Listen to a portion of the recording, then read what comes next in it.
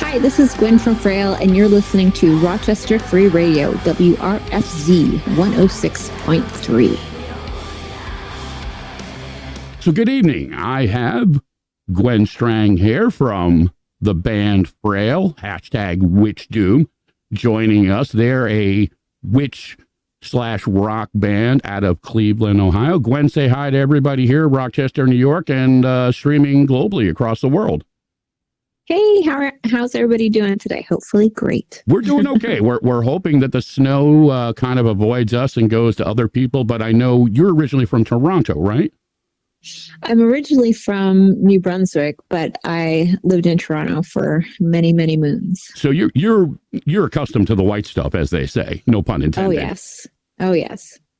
So why don't you tell us a little bit about Frayle? I know a lot of the, I guess you could say, documented stuff has you guys showing up around 2018, kind of a post-rock / metal / type of band. But in your own words, why don't you describe to folks what you consider Frayle to be stylistically?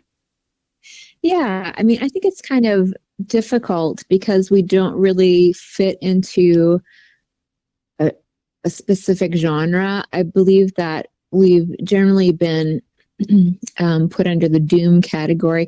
Perfectly happy with that. But I think it is a little bit more. I like to call us gloom because it's, doom, but it's gothic. It's kind of with a nod to like trip hop or shoegaze kind of thrown in there as well, I guess.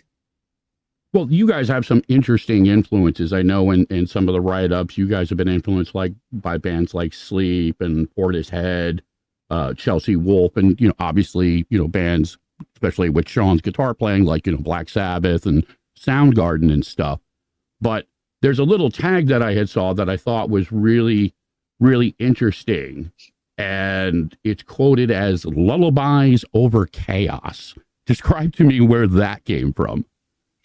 Well, I just think that my vocal delivery is kind of soft and sing-songy.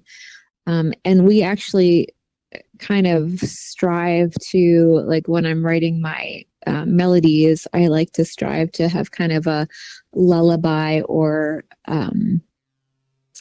like a sing-songy kind of effect over Sean, who is just, doing whatever the hell he wants on his guitar. So he's an incredible guitar player. I got to tell you, Josh and I were both blown away by how he's taken some of the elements of the drop tuning and obviously creating his own distortion bass to really give it this so deep type of effect. And it really stands out. You guys recently did the Soundgarden cover of Head Down. And I know a lot of, the online and, magazine types of things were really blown away because not only is it a great cover, but you guys weren't afraid to make it your own. You know what I mean? It's the song, you stay true to, certain elements of the arrangement, but you made it yours. And it's really unique in its deliverance. Oh, thanks. Well, I think, if you're going to do a cover, you really have to make it your own, or else why bother? It's really fun to do covers, and it's really, kind of exciting, but you still have to kind of put your own stamp on it, or else just, go to karaoke and sing it there. Exactly right. But it's also worth mentioning, you guys are even better as a live performing band. That was one of the things that Josh and Raven had spoken of after performing with you.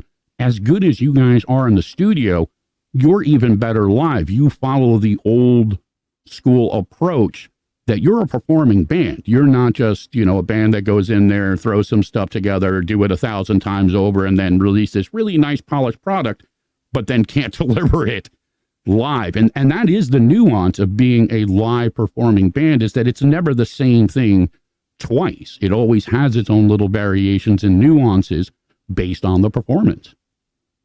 Oh, for sure. And, the performance often depends on the venue and the sound system. But I will tell you that when we first started, I sucked. I'm just going to be honest. I sucked. I was scared to death.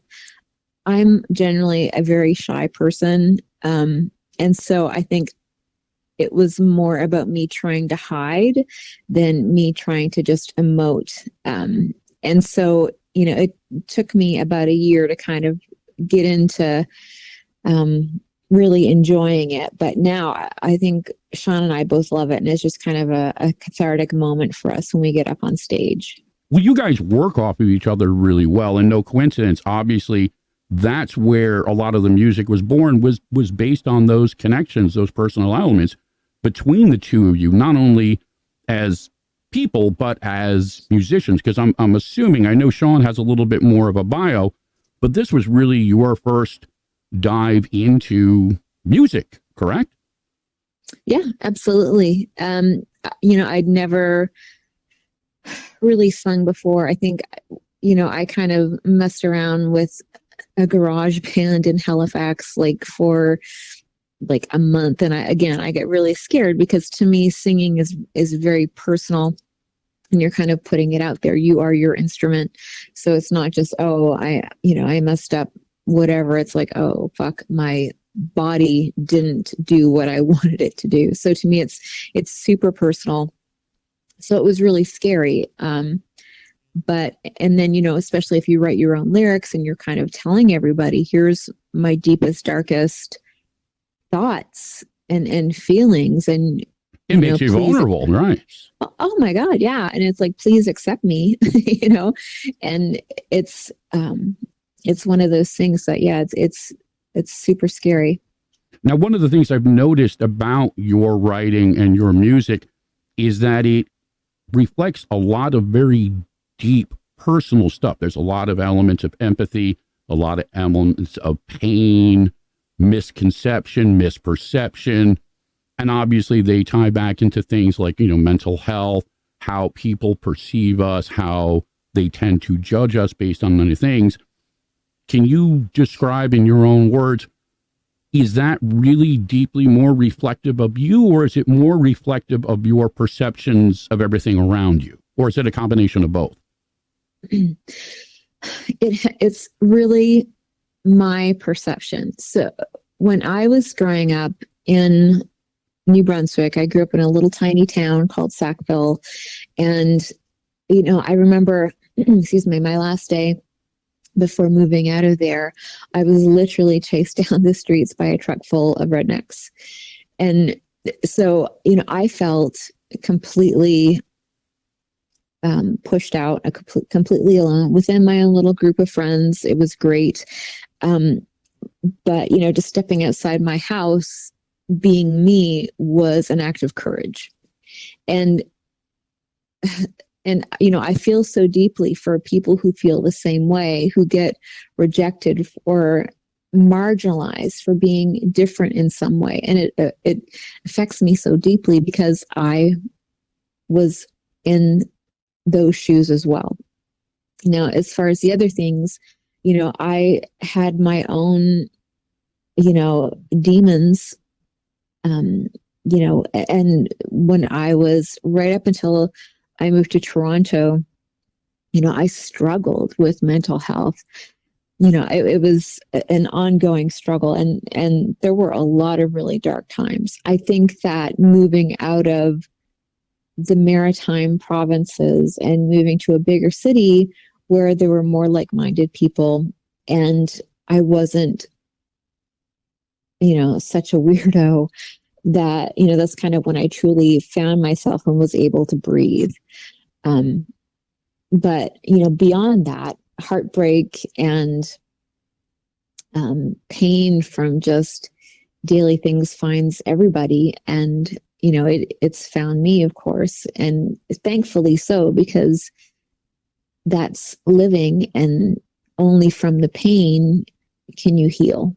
Well, there's an old narrative that says, without pain, how do you know that something is actually good? How is something beautiful? They are flip sides of the same coin.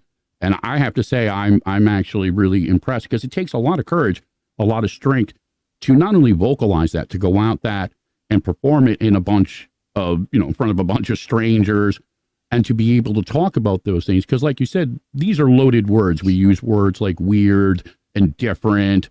And especially within the dynamics of, we'll call it magic. My show is obviously the music and magic show, but I dance in a lot of the same circles that I believe that you do. The witchcraft or the witch elements, they're born of stuff that's personal against you. It isn't just like an Alice Cooper front. This is actually part of your dynamic, part of your life that you incorporated into your music, is it not? Absolutely. And, I'm not a Wiccan. I don't believe in organized religion. However, I believe that if organized religion is something that brings you peace and helps you, then go for it. Like, more power to you. Do everything that you can to find that peace that everybody needs. It's not for me, but I kind of take a bunch of ideas and philosophies from all different kinds of religion and just kind of figured out, this is what I believe and this is what works best for me. So, and of course, I think everybody should do that and look outside the box a little bit and, maybe read up on Buddhism or, read up on, whatever else, and then just kind of make your own decisions from there. To be more open-minded to the things outside of the box, as they say. Exactly.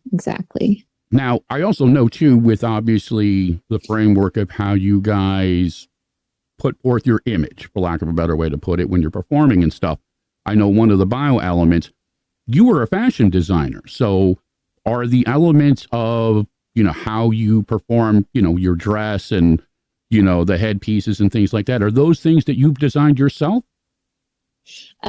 So the dresses, yes, the vast majority of them are things that I have designed and made. Headpieces like face harnesses and things like this come from a friend of mine called Cat's Little Factory. She makes these amazing, I guess face harnesses, for lack of a better word, but she does amazing work, and I never want to perform without one ever again. I mean, it's an incredible look, and especially when you how it's framed within some of the videos that you've done, and obviously within the live performances, it creates that atmosphere. Using the head down video and stuff like that. Everybody, Sean and everybody, got the hoods on, and you have this kind of really ethereal vibe to it, and then you have the intermixed elements outside of it. And I've noticed that's been consistent with a lot of your videos, with the exceptions, obviously, of some of the covers you've done, like, Bela Lugosi is Dead, which, by the way, I like your version better than the original version. And I was joking with Josh about that, and I'm just like, wow, this is one of those elements that really, speaks to the strength of a band when you listen to them doing a cover and you actually like the cover version better than the original version. And, I tend to, because I'm a guitar player, I like the heavier tone. So that was obviously one of the things that attracted to me. But it really is a unique combination with that heavy guitar bottom end stuff. And then, like you said, your ethereal kind of wispy lyrics and vocals that go around it. It is really a unique balance. And I understand how when you mention it, it's hard to put a label on you guys. Like some of the things when I was doing some of the research for the interview, some places have you guys tapped as like, doom metal. There was even tags that had you for like rap and hip hop. And I don't think anybody's really sure.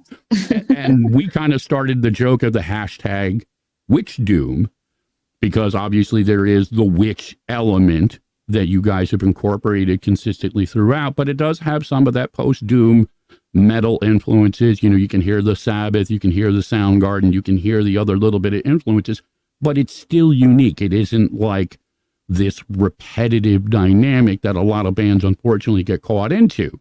You guys have not been afraid to kind of, dance around, some of the edges and just really perform as you feel that it is. No, thank you. Yeah. I mean, I think it's important to, as an artist, it's really important to stay true to yourself. And while you want to make sure that your audience is happy, you can never write a song specifically for them. You have to write a song for you, and then you put it out there, and you just pray that people like it. So that's all we all can do, right? Yeah. Yeah. So I think that's really important, is just to kind of, when we first started this, we had no bloody clue what we were doing, but we just thought, let's just put it out there and see. And then people started, well, here's where they belong and stuff like that. So, just, I don't really care about categories. I understand that they can be important for, if you have a doom metal show, you want to know, are these people doom, or, what are they? But other than that, I think it's silly. I mean, some of the interesting things that I've noticed is I've been turning people onto it, and I've been playing you guys consistently between not only the radio station here, but my podcast as well, too, is that people from different ends of the spectrum have all been really touched by it. I mean, people who are here within the goth scene or the metal scene or the magic scene, there's elements in it that kind of crosses a lot of those boundaries, because we tend to, and you made a great point of it, we tend to frame things into these tight little circles with gates that only if you have this particular pass do you get to come in. And you've kind of been like, yeah, no, we're not going to do it that way. We're going to put it out here. And it's very inclusive, I think, is probably maybe a better word. And obviously that's reflective of not only your personal experiences, but your perceptions on what it is that you're trying to vocalize, what you're trying to put out there for people. Yeah, for sure. I always want my music to be, or my lyrics and our music, I should say, to be a sanctuary. And I want to put things out there that maybe can help you work through something. Like Skin and Sorrow, that album helped me work through a lot of loss and grief. And my hope was, by putting that out there in the world, that other people would listen and understand and be able to work through some of their feelings with me. Well, I mean, that's reflective of true empathy, which is another one of those words that get kind of tossed around as a generic label. But if you get down into the deeper layers of it, it's reflective not just of ourselves, but how we relate to other people, especially within that emotional dynamic. And again, I have to say, I'm impressed by the fact that you can speak as openly, because that's the hardest thing, is to vocalize these things. We tend to internalize it. We tend to isolate. And obviously those are the paths that lead us to the darker, more dangerous places, because we feel that nobody understands, nobody can relate. And that isolation obviously is destructive. For sure. I think that, me personally, I 100% believe in therapy. I've been in therapy, and I love it. If it was up to me, I would go every single week of my life. But I'm also not the kind of person to talk to my friends about my problem. And in fact, Sean was like, you don't really come to me with stuff, and I'm like, I work through things in my head and I put them on paper. I always say that I leave my feelings on the tip of a pen. So that's my therapy, in lieu of, going to therapy or talking to a therapist. I would highly recommend anybody go to therapy. Like I know they say it's not a catch-all, but I think it's a catch most. I think it's amazing for most people. Well, just to get out there. It reflects the power of communication, and to some degrees, it's unique to the individual. It is not a black and white dynamic that this will work versus that will work. But I have to imagine, and again, just from the little bit that I have, gotten to know through your music and your lyrics and stuff, and especially within the framework of dealing with other high-functioning empaths, we tend to not want to put our darkness onto the people that we care about. So in many ways, it's easier to communicate with somebody where there isn't that emotional baggage. We're not compromised emotionally by these things. So it gives us a little bit more freedom to be open and honest, because that's really ultimately, I'm sure you'll agree, the most important variable is the ability to be honest with ourselves. It doesn't matter what we put out there to other people. If we're not honest with ourselves, everything else is tainted from that point forward. Oh, 100%. I think it's really important to be honest with yourself. I also think it's really important that you think through things and you make sure that you are being honest with yourself, because a lot of us have a tendency to gloss over things and fool ourselves. And then this will bubble up years later and come crashing to the surface. Or, you could have dealt with it several years ago when it was, a tiny bubbling brook, but now it's this giant tsunami coming at you. So I think it's really important that you take a look at what's going on and you think about, all these different things. Like, you don't have to accept an idea, but you have to be able to at least entertain it and say, well, is this me being destructive in this relationship? Is this me being, selfish or toxic or whatever in this particular instance? And, let that play around in your head. Like, to me, some people don't want to accept the responsibility that, oh my gosh, I did something wrong. They don't want it to be their fault. They want it to be someone else's fault.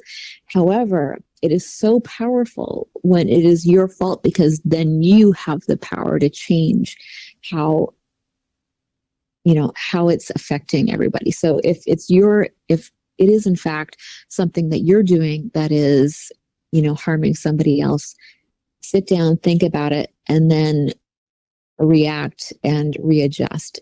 That's the most powerful thing that you can do. I would absolutely agree, because it is really reflective of our ability to actually grow. Because again, you can teach a parrot to recite scripture, but words without action don't mean anything. They're just semantics. 100%. It's like a fart in an elevator. It's there 1 minute, it stinks, and then the next minute it's forgotten.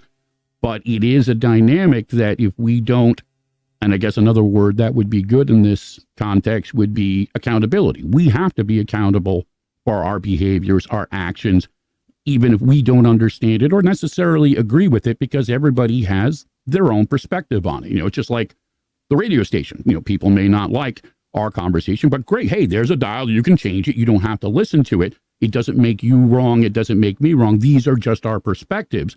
And if it does even touch one person, that's where the real difference, I think, at least, and I believe you also feel this way, that's where it really gives us an opportunity to change things, even if just within ourselves. Absolutely. And I believe that change within creates change without. And so by sorry, someone just came in my room. This is the joys of live radio. Sorry. But I think that by changing yourself, you have the ability to change your world. And that's what it's all about. We want to be able to change our world and create our own world. And you can only do that by looking within. But it also sets the stage, for other people, because in many ways you're giving a voice to the voiceless. These are not things that are talked about openly, you know what I mean? And many times they're disregarded. One of the things I want to touch on, we're going to take a break. I'm going to play a track or two from Skin and Sorrow, because I think that's a really great album that you guys did, and we'll come back to it. But it's also reflective of the conditioning. You know what I mean? We go through our lives, we go through these experiences, good, bad, or indifferent, and they influence us. They change how we react, how we feel, how we interact with other people. And you had made mention when you had left New Brunswick, being chased by a truck through, that being chased by a truck of rednecks is going to stick with me probably for the rest of my life, because it's such a great analogy. But when we come back, I'd like to talk to you about some of your experiences with the conditioning, because I think not only is it, again, obviously reflective of your music, but it's reflective of you as a person. You know what I mean? Because you're not just the witch on the cover of the album. You're somebody that has gone through these things. Your words have meaning, your music has meaning, And as musicians, we don't do this just to hear ourselves do it. We do it to put it out there. Sometimes it's cathartic, sometimes it's therapeutic, but it is also reflective. And I've seen this a lot in your lyrics about giving, again, that voice to people who don't have a voice. For sure. Cool. All right. So we're going to take a break. We're going to play a couple tracks from Skin and Star. Any particular ones that you want me to cue up that speak to you personally from that album? Well, the title track is extremely personal, and I still can't sing it live because it makes me cry. Oh. So that would be a good one. My favorite track off of the album is Treacle and Revenge. Well, that's a heavy one, definitely, for sure. I've had a lot of people. I played that one many, many times over, and I get a lot of emails about who are they? And I'm like, oh, check them out. All right. Cool. So we're going to play those, and then we'll be back. Again, you're listening to the Music and Magic Show, only on Rochester Free Radio, WRFZ 106.3 FM. Sadness,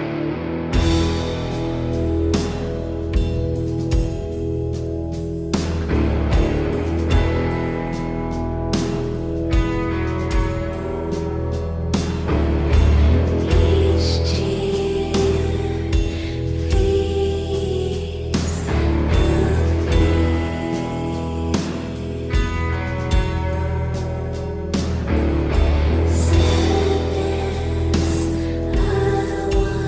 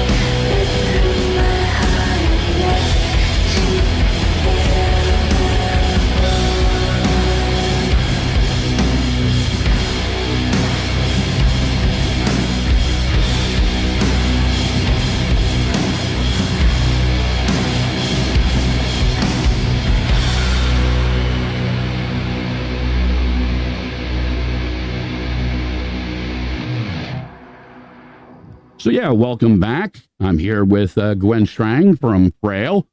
Those were a couple of tracks from their album, as mentioned.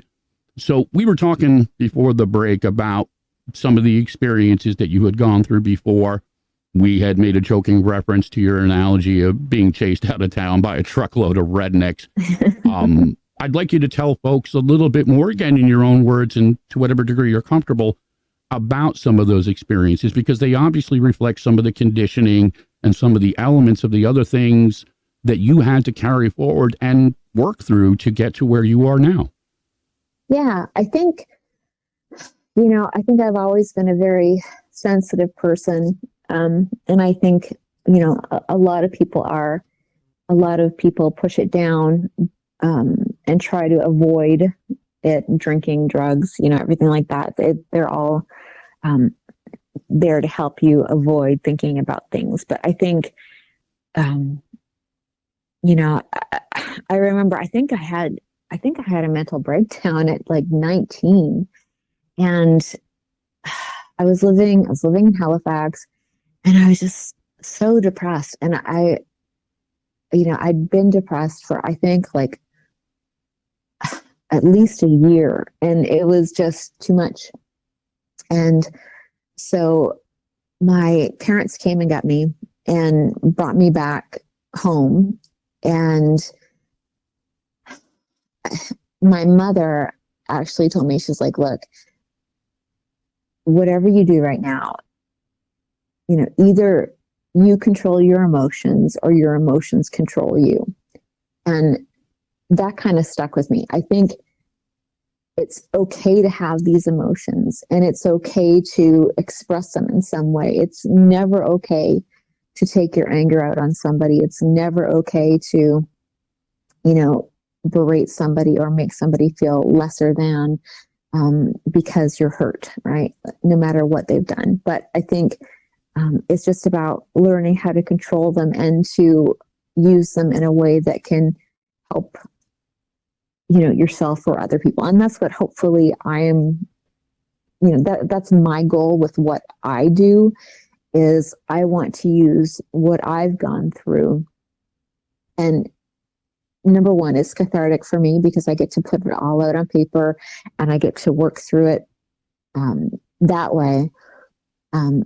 But again, if I can, connect with somebody while they're listening to the music and reading the lyrics and they're like, oh my God, this is me as well, then that makes me super happy. So I'm like happy because I've gotten everything out and worked through it all. And then I'm super happy if somebody else can relate and I've helped them work through something in some kind of way. Now, it's also reflective, and you make a great point that, we are accountable for our actions and behaviors, and there's a fine line when we're dealing with aspects of trauma or disconnect or whatever it may be that we tend to fall into the trap of self-medicating, and self-medicating can be reflective of drugs, alcohol, food, sex, money.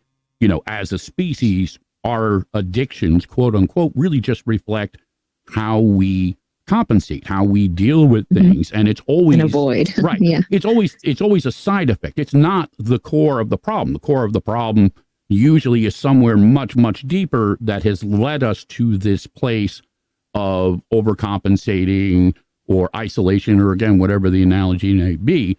And, you made a reference of feeling disconnected.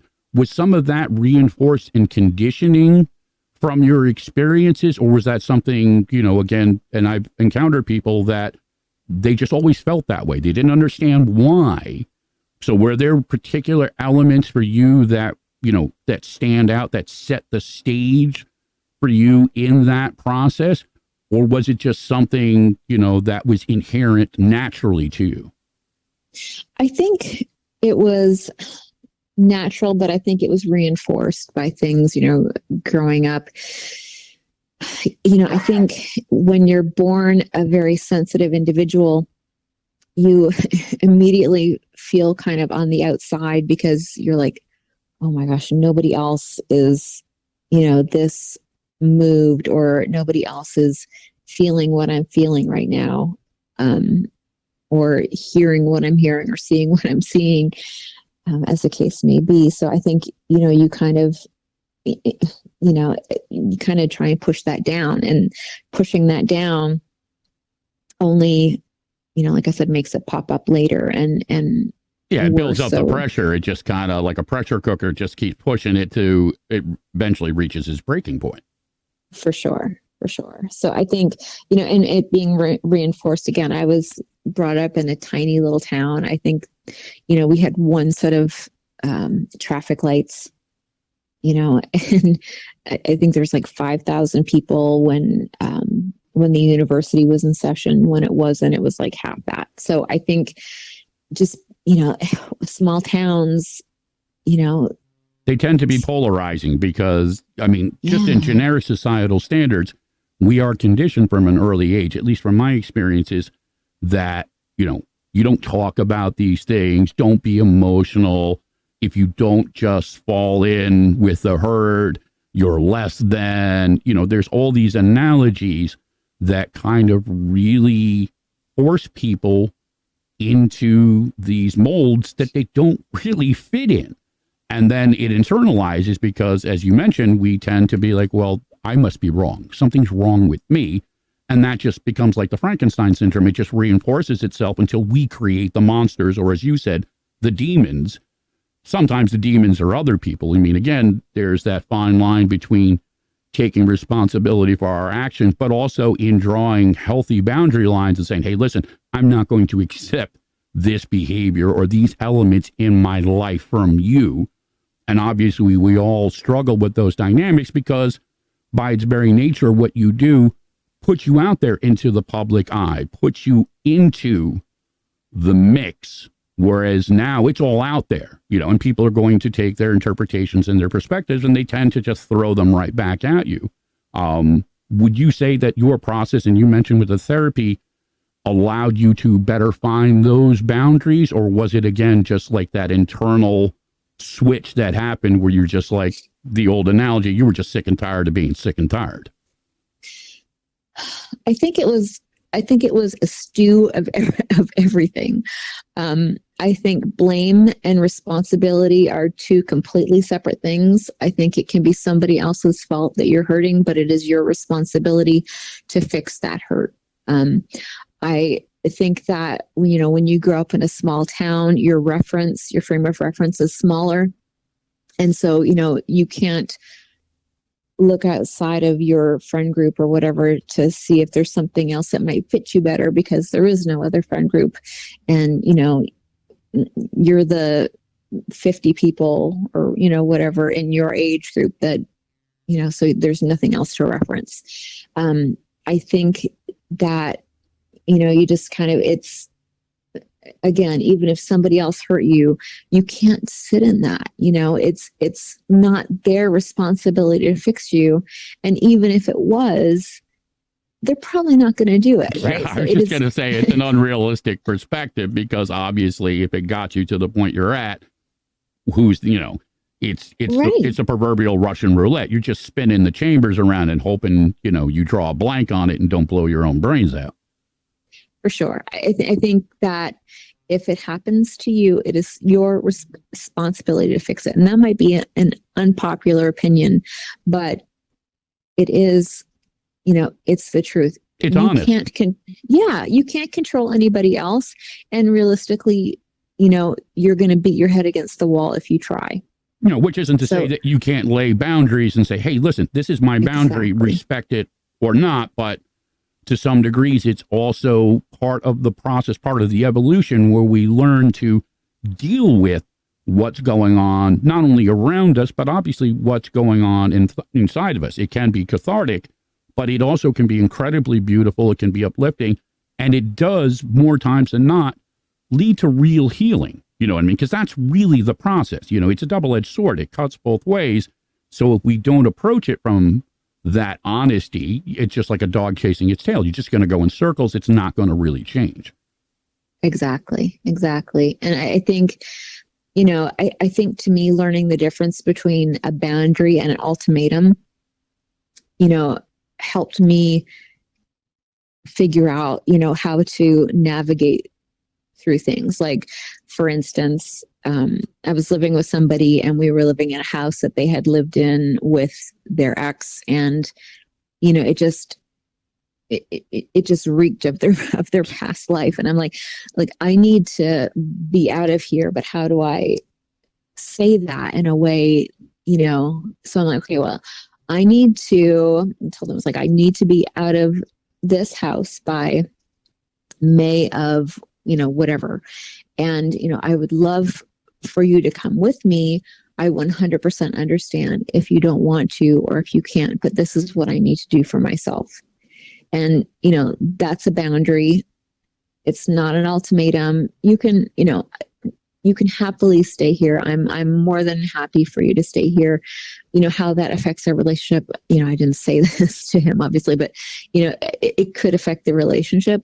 Absolutely. But, this is something that I need to do for my well-being.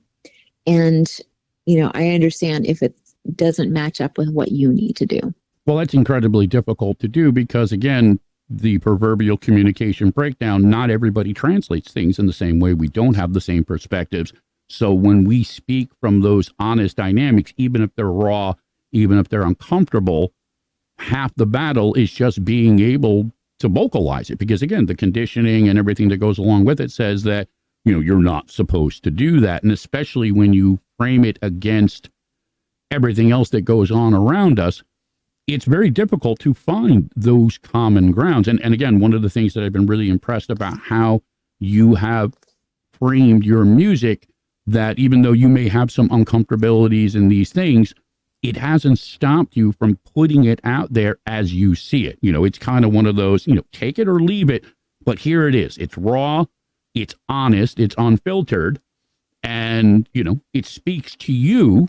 And if it touches somebody else, great. But it does take courage to be able to do that.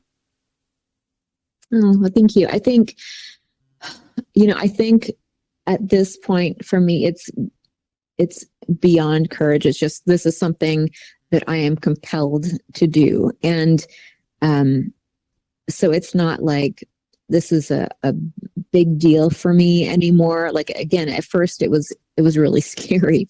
But at this point, it's just something that I have to do. And, even if people don't listen to it anymore or whatever, I'm still going to have to do it, because this is now how I communicate and work through things. So you've incorporated, it's now more reflective of your journey than anything else now. Yeah, absolutely. I think, it's again, by writing everything down and making a whole story out of it, I think that helps me work through everything. And it's funny how, like, when you finish writing an album and you listen to it, you're like, oh yeah, here's the theme. I don't think you necessarily go into writing an album thinking, I'm going to work on this theme and this is what I'm doing, because realistically, writing goes over the course of 6 months, a year, maybe more. And it's kind of indicative of where you were precisely at that moment in time. And but you can kind of look back and think, okay, this is, obviously I was grieving. Obviously, I had a very heavy heart because of everything, everybody that I lost. 1692 was about wanting to create a sanctuary for people who had, felt pushed out or marginalized. That whole album was a love story to people who felt like they didn't fit in for whatever reason. Skin and Sorrow was more me working through my grief. So I guess that was more of a selfish album in some ways. But it also, listen, and you and I had talked about this a little bit before we started doing the actual interview.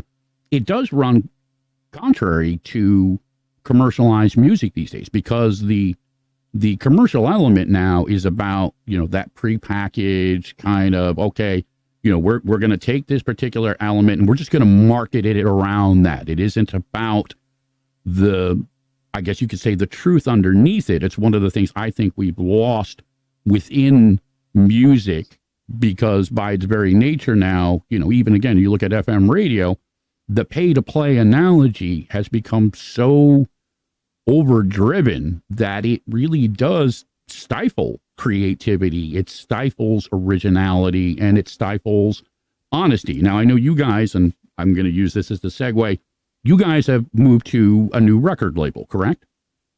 Yes. You want to tell us a little bit about what that is now and maybe some of the reasons behind it? And again, to whatever degree you're comfortable. Yeah. I cannot say what record label yet. But we loved working with Aqualam. They're a great record label. We finished our contract with them, and something came up that we were really, into, and so we decided to move past that and move into something new. Beautiful. So you guys are also working on a new album, correct? Yes, I'm going to say right now it's like 90% written. We have one more song that we have the riff, but I am lost as far as the melody for it right now. It's a struggle, isn't it? Like, oh, darn it, I don't know what to do. So I need a little bit more time to sleep on that. But everything else is pretty much ready to go. No, listen, I really appreciate that. I am not a fan of the prepackaged analogy. I don't like it when things are just forced into a narrative because somebody's like, well, this song worked really good, so everything is supposed to now sound like that. Or, again, going for the low-hanging fruit versus, being more honest or, taking that creative risk and saying, you know what, we're going to play what speaks to us and not play it just because somebody else thinks that's what we should play. So what is your best time frame? What would you say your best guess when we can expect the new album? Fall, I think. Fall. Late third quarter or early fourth quarter is my best guess at this point.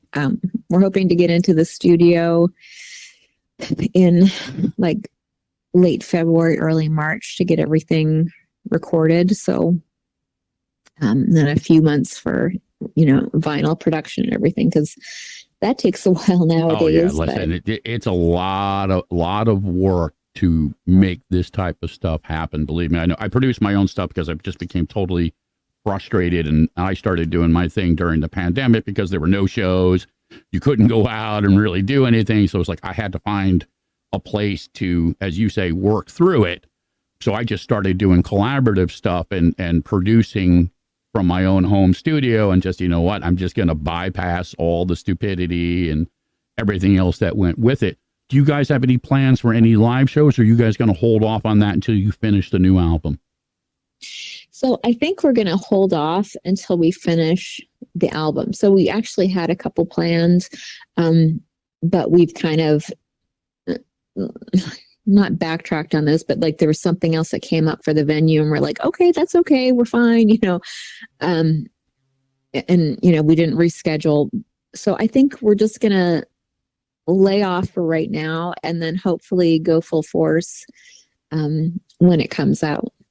Well, listen, there's a case to be made that, if your plate is overfilled, everything else is going to suffer for it. So I do appreciate, that dynamic that sometimes we have to pull back in order to get the perspective to really be able to move forward, regardless if it's music or life or whatever it is.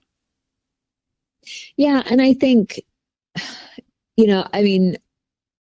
I love playing live now. I can't say that I could always say that. Again, when I first started, I was scared to death, but now it's very cathartic for me, and I love making connections with people in the audience. So, if it were up to me, I would probably play a little bit more. But, I am also 100% understanding that, if you want to be of one mind and just, go like a freight train to get this done, I'm 100% on board with that. So let's just do it, and then we'll deal with the other stuff later. Right, because you guys, obviously, as a band, there are other logistics and elements that go into play as a group. It isn't just obviously one-dimensional, that you're like a solo artist, that you can just go out there and just bring in whatever supporting players. You actually have a group of people around you that have now been consistent for a while. So there are, those subtleties of being able to make it work. One of the other things that I noticed, and again, as I mentioned, it was Bonded by Darkness who had originally had turned me on to you guys, and you guys did a show together. I've noticed that you make it a point to bring in other bands that wouldn't necessarily be getting the exposure and stuff. And I guess that is reflective to your core of staying true to who you are, because not all bands do that. That pay to play element is so prevalent in the industry now that it's very difficult for bands to be able to get on, viable bills to be able to put their music out there. And they're not even making money. Like we both know, you're not getting rich off of this. Bonded by Darkness, they're not, I'm not. None of us are getting rich off of this stuff. We do it because we need to, or we want to, versus, again, the commercial element of it. Don't get me wrong. It'd be nice to be able to get paid to the degree, but I don't think that, the industry's at the point quite yet to really embrace the elements of original music versus the prepackaged, fluff that's kind of being pushed out there by the record companies. For sure. And we've never had to pay to play. And we would never make any other band that plays with us pay to play. We have lost out on some really juicy tours because we wouldn't pay to play. Like, I don't have $20,000 to cough up to go on tour with somebody, and I understand if you're going to make that back in your guarantees and your merch and stuff like this, but at the same time, it just feels a little dirty to me. Oh, that's a great analogy, because I have a lot of friends who are touring artists with different name bands and stuff, and a lot of them are caught now in this repetitive cycle that you have to keep feeding the monster to keep it going. You know what I mean? It isn't a subtle one and done type of thing. And a lot of bands, unfortunately, let's be blunt, they get taken advantage of in that process because it doesn't really translate for them. Because more times than not, the emphasis is on the headlining act. They're the ones that are getting, the ticket sale elements. They're the ones that are really getting the merch and stuff. And especially if you look at how some of the bigger venues operate, it is a lot of money that, most of us just really don't have the luxury of just saying, hey, I'm just going to throw this in the air and take my chances, roll the dice on. Yeah. And especially, like you said, with some of the bigger venues. I mean, now I understand some of the bigger venues are taking up to 40% of your merch sales, which is ridiculous. Blows my mind. It's like, well, then give me 40% of your bar, just, that's just ridiculous. Like, I understand, if you built a nice section for merch and everything was all set up where all you had to do was go and hang some t-shirts, everything else was run for you, somebody else sold the stuff for you, then I understand taking a cut.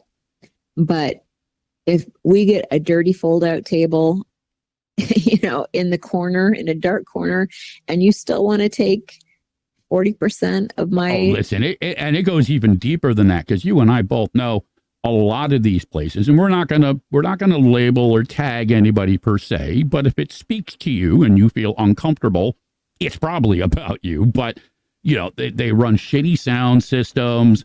They don't really care about any other dynamic than that dollar.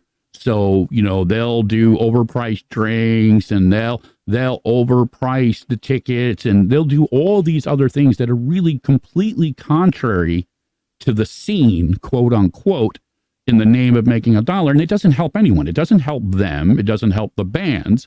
And ultimately, again, it tends to fall out. So we've lost a lot of the venues that used to be there because it's not a viable working model. It's just, again, a process of greed. And just like anything, once you suck the life out of it, it's nothing left. You don't have anything to work from.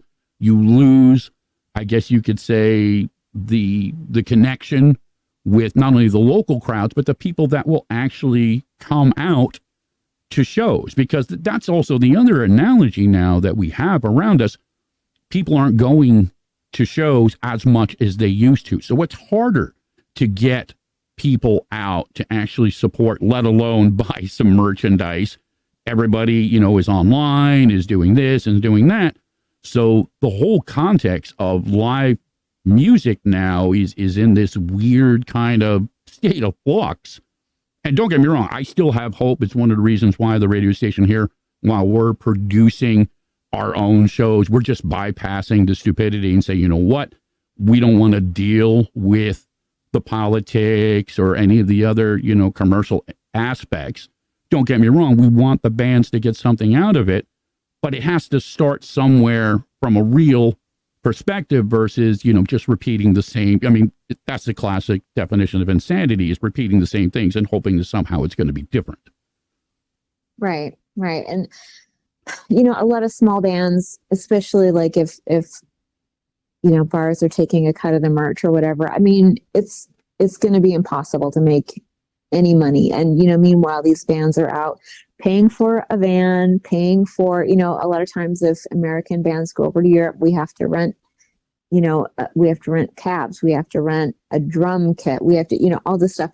All that stuff is expensive. Pay for a driver, with a lot of the stuff that you have to get a driver when you get the van. So all of that, and hotel rooms, on nights off and things like that, it gets very, very expensive. So, if somebody's taking a merch cut on top of that, then, you're going to lose thousands of dollars. Oh, and it goes even further beyond, because most of these places, they don't do any real promotion. They leave it on the bands. They're like, hey, you get the people here, it's on you. So there used to be more of a connection between the venues and the bands and promotion and the radio stations.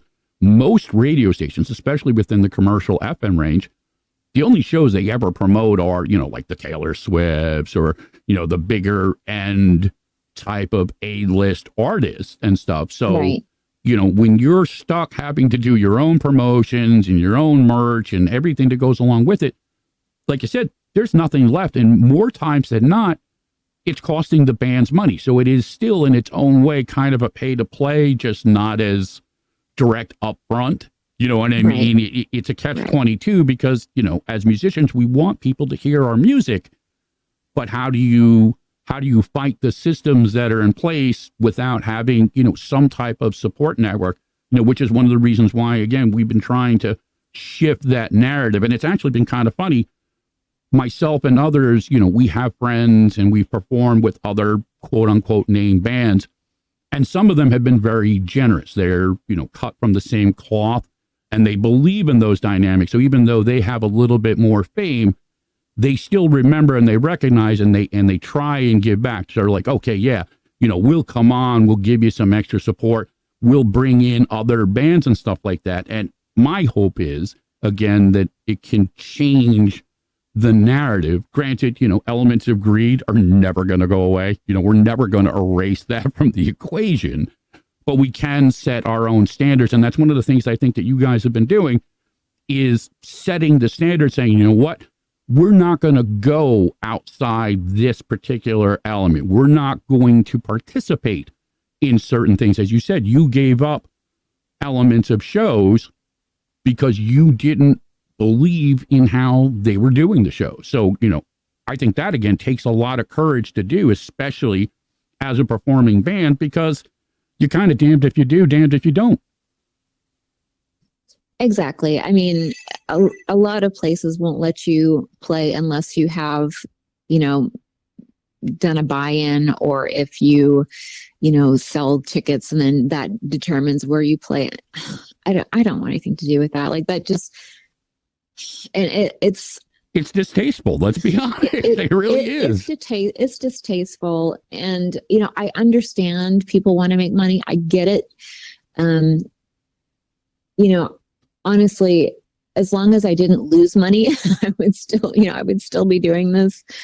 I would like to give stuff out, for free as much as I possibly could. Of course, it's not always possible. Well, listen, that's a testament to your character. And I've noticed also with your merch that you've made it a point to keep it scaled versus what a lot of other people do. Granted, there are elements, producing an album, all these things, they cost money. So there's no way around it. This is what it is. So you have to kind of try and find that balance. And I've noticed that you've done little personal things to kind of, give it a little bit more value. Like, when you did like the spell stuff, and I saw, how you did like the signed copies of the lyrics and things, those are a little bit more of a treasure element versus, hey, just buy my t-shirt and go away. Right. And to me, again, it's about making a connection, so, if I can connect with you through lyrics and one of the songs that I've written, some of the lyrics that I've written touch you or make you feel something, then amazing. Let's connect over that. And so for me, it's just about that kind of thing. And anybody that buys anything from us, like I'd like to put a little note in there. Again, just to, keep it personal. And, to me, it's very important that everything is even. We're having an even flow of energy. It's like, it's more honest and it's personable. Like you said, it reflects more of a connection versus just this superficial, hey, what can you do for me? It's one of the things I also noticed about Sean. he's put a lot of stuff out there in regards to not only his guitar playing, but how he creates the sounds, which a lot of guitar players won't do. They'll have their sound and it's theirs. Nobody else is going to touch it because they don't want anybody else to reflect that. And I've noticed with Sean's like, hey, listen, if it works for you, take it. Here it is. You know what I mean? Which, again, is more reflective of character and honesty versus, again, let's be blunt, the ego dynamics that sometimes tends to overlap the reality of what we do as musicians. For sure. And I think it's really important to give. I think that's the most important thing, is just to give. And, whether it's giving your lyrics, whether it's giving your feelings, whether it's giving your guitar tone, whatever it is, I think it's important to share. And, by holding it to yourself, that doesn't do anything. People can figure that stuff out, even if you don't give it to them. So, I mean, all music is built on the music that came before. There's obviously variations within it. You guys are influenced by a lot of different styles and stuff like that. But, when you talk about a band like Black Sabbath, you can make a whole bunch of different analogies about either Tony Iommi's guitar playing or Ozzy's vocals or Bill Ward's, performances, but they're still based on what came before them. That's the natural progression of music, be it rock and roll, pop, blues, jazz, rap, whatever it is. It's all born of what came before. So it's a natural evolutionary process that, like you said, by default, we have to kind of share it because that's how we grow.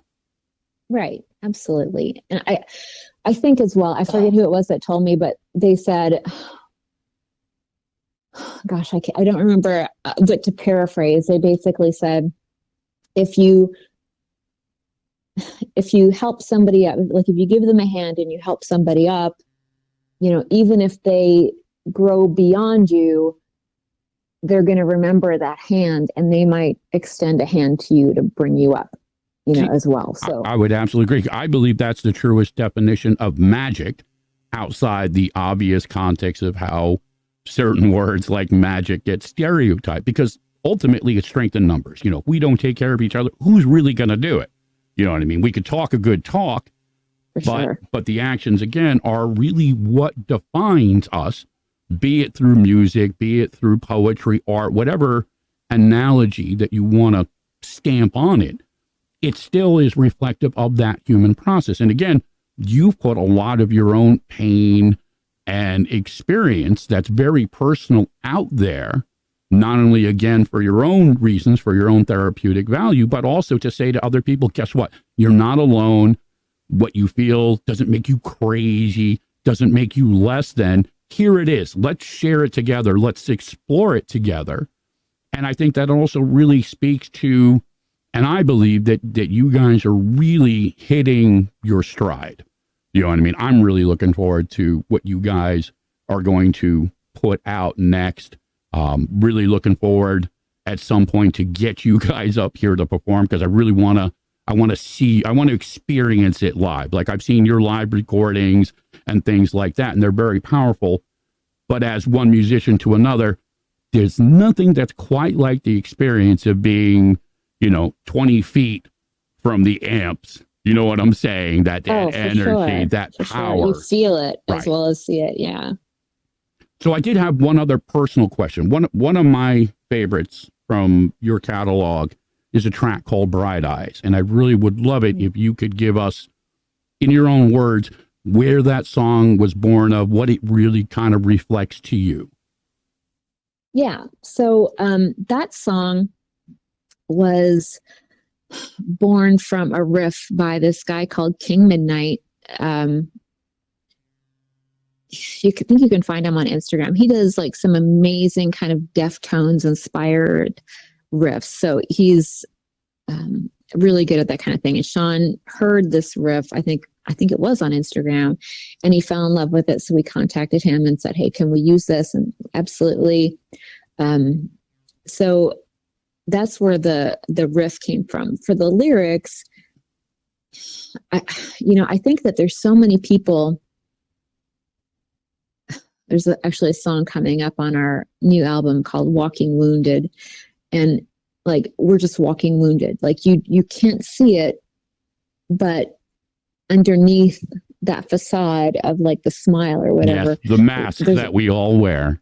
Yeah, there's a lot of internal strife and stuff going on. So Bright Eyes is about putting on a happy face, even though you're going through it, you know. And I think, like I said, I think a lot of people do that, and I think we do it without thinking about it or putting a name to it. So I think if you can name it, then you can start working through it. So, you know, that's my attempt to be like, hey, I know that you look happy, but what's really going on? You know, and a lot of times if you just say that to people, they just start crying, you know, and it's powerful. So if you have somebody that you're a little worried about, you know, just say that. And if they say, oh, nothing's wrong, everything's fine, to be, okay, dude, you know, like, I get it, you know, great to hear.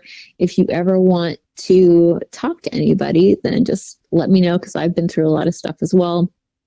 And, you know, I can maybe lend some insight. At the very least, I can lend an empathetic ear, you know, and I think a lot of people need to hear that. Well, it is reflective of the struggle that we all go through, because the analogy always is fake it till you make it. You know what I mean? Which does have a case to be made depending upon context, but it is also reflective of that conditioning. Whereas, you know, especially when you're just looking at day-to-day survival, sometimes it's the only thing we can do. It's the lesser of the two evils, is to put that mask on and pretend, because everything else is worse. You know what I mean? And it is that catch-22 versus, you know, spiraling into something worse. But I was really, again, moved not only by, you know, the lyrics and the way you guys put the song, but how you guys did that video to really kind of give a different perspective on it, to really, again, give it a voice, because it isn't something that we talk about openly. For sure. And that video as well, we think is really important, because it opens with a roller skater going past the witch house in Salem, which is, I think, the house where the judge that sentenced all those people to death, where he lives. So I think it's kind of a, you know, a middle finger to that history. Yes, absolutely. And that's a little nuance that, unless you're familiar with the history, you wouldn't pick up on. So thank you for sharing that, actually. Right. So I think that's important, but also, you know, just different takes on, you know, maybe you look happy, you know, you're roller skating down the street. How could you not be happy? But, you know, maybe something deeper and darker is brewing, you know, underneath that facade. Well said. So listen, before I let you go, is there anybody else, you know, or anything that you would like to shout out, that you'd like to put out there? Tell folks how they can find your music, check you guys out, et cetera, et cetera. Yeah. We have our own website called fraileband.com. You can find us on Bandcamp at frailebandcamp.com, I think it is.